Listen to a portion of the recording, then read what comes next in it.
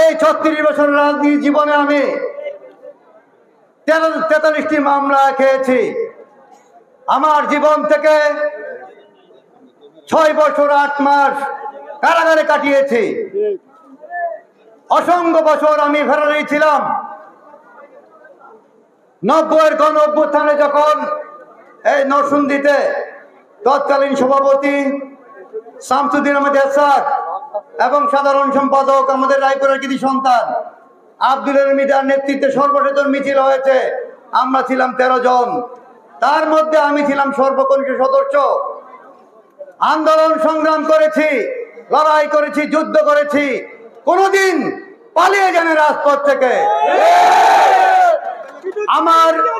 আমরা আছি তোমার সাথে। আমার জীবনের রাজনীতি ইতিহাসে পালিয়ে যাওয়ার কোন নজির নেই।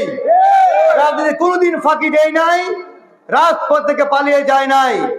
তার জন্য অসংখ্য মামলা হামলার শিকার হয়েছি।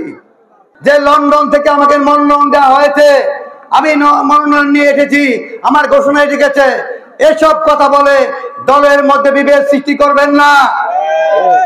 অনেকেই বড় বড় কথা বলেন, বিগত অনেকেই বড় বড় কথা বলেন নমিনেশন কনফার্ম।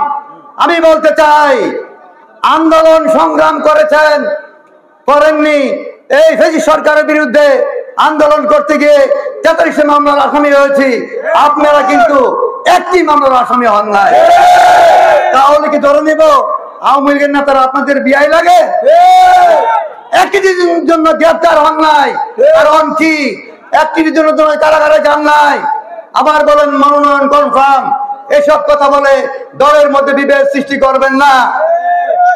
আন্দোলনে নাই, রাজপথে নাই, জেলখানায় নাই, কারাগারে নাই, কোর্ট কাছারিতে নাই, মামলা নেই। সরকারের সাথে আপোষ করে নিরাপদে থেকেছেন। এখন বলেন আমার মনোনয়ন কনফার্ম। এসব কথা বলে দলের মধ্যে বিভেদ সৃষ্টি করবেন না। আকাশে চাঁদ উঠলে সবাই দেখবে। বাবুল চেয়ারম্যান যাকে মনোনয়ন দেবে, আমাকে মনোনয়ন না দিলেও যাকে মনোনয়ন দেবে, আমি তাকে প্রথমে ফুলের মালা দিয়ে এই রায়পুরাতে এমপি নির্বাচন করার জন্য আমি মাঠে গেলে কাজ করব।